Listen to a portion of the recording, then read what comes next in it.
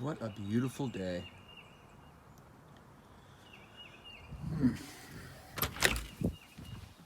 Hey, Millie. How you doing, sweetie? Huh? Yeah?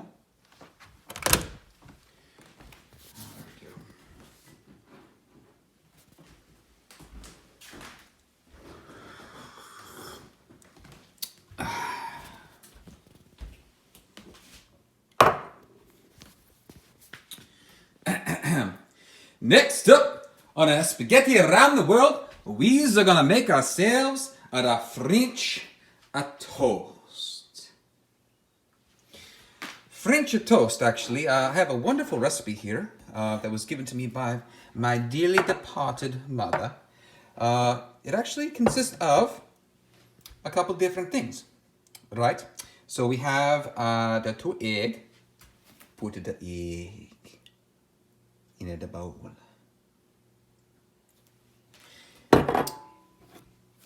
2/3 a cup of the milk, also in the bowl. 1 teaspoon of the vanilla extract.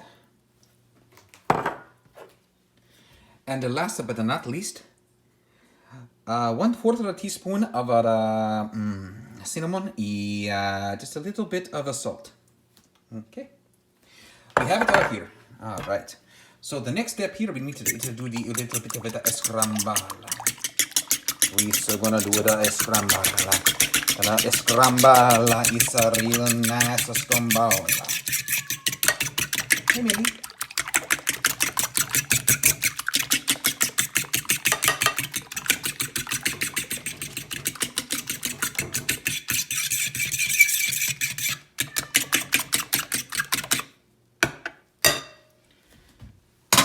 Looks pretty good. A little bit of bubble here, bubble there.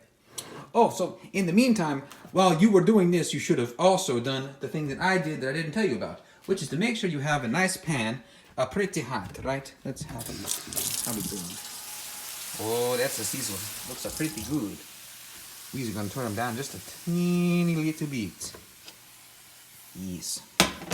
So we take a medium pan right here on roughly low to medium heat. And we're gonna toss just a teeny little bit of the butter. Let's see, how hot are they? Oh, that's pretty good.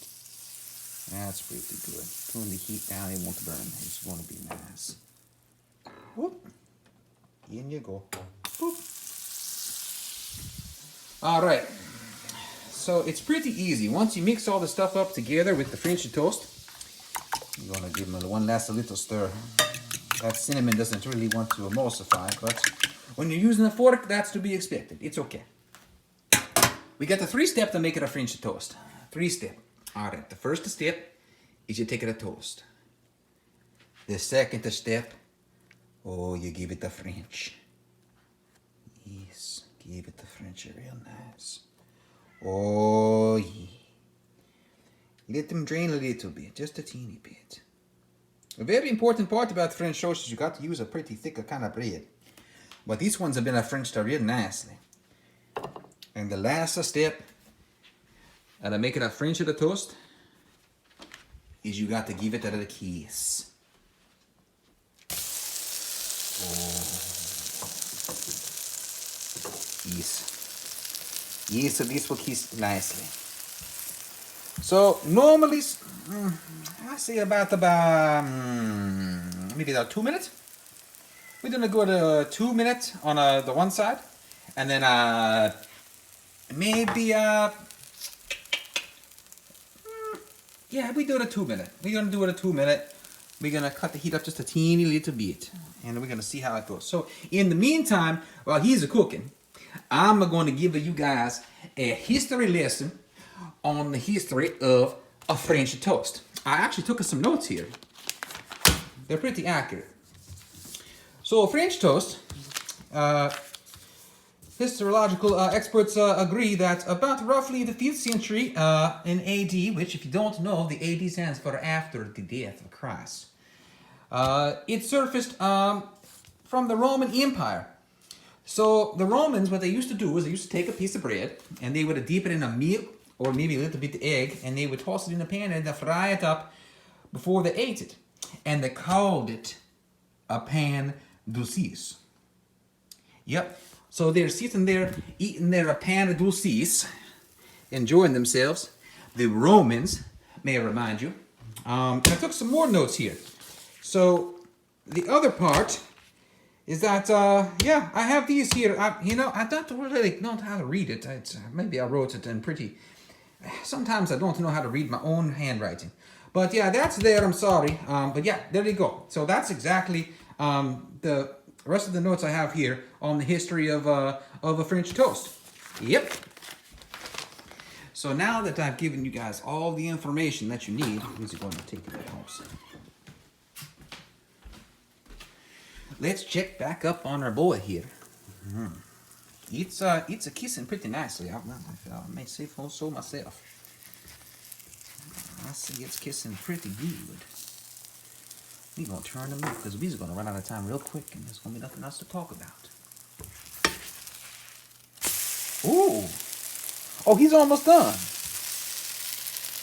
Yeah, so the key here is to make sure you get a little bit of browning here. So you don't want to do it too much. The browning is actually the browning of the egg. And you have to be very careful not to put any sugar into the mix before you do the kissing of the French. If you do that, the sugar will caramelize and it will turn black. And it will make horrible smoke. And it will ruin your entire smell of your kitchen. Oh, yes. This one's kissed pretty good, I believe. And we're very high on the heat. We can cut them down. We're going to do it real quick here. All right. That's going to be real nice. Okay, so he's about to come out. We get the... Ooh, but that's from the egg from the earlier. Ooh. I swear I put something... Ooh, there we go. Hey. All right, so once you get the nice browning on both sides, yes, it's nice browning. I bet this other side's pretty brown. Oh, yes.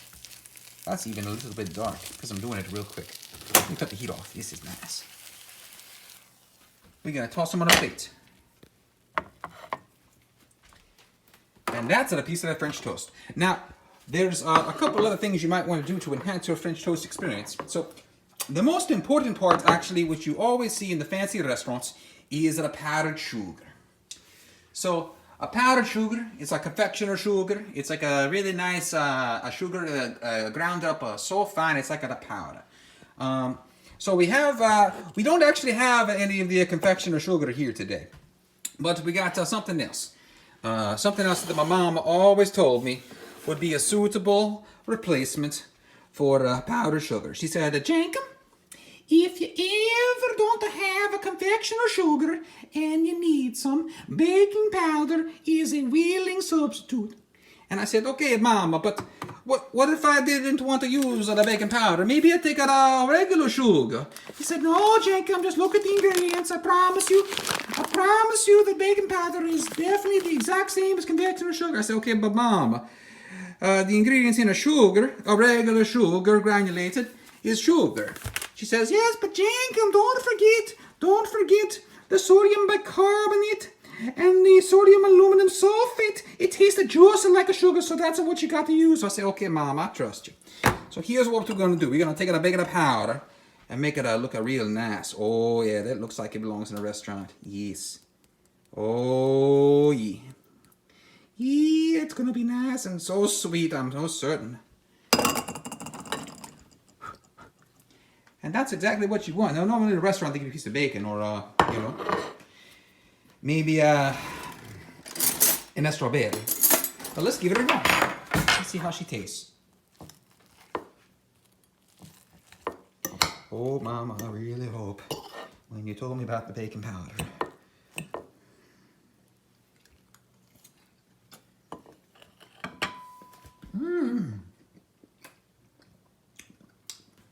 Tastes like a yeast. Yeah, that's how you do it. Oh, so another thing you could add on top of your French toast is syrup or okay, my mouth is feeling really full all of a sudden.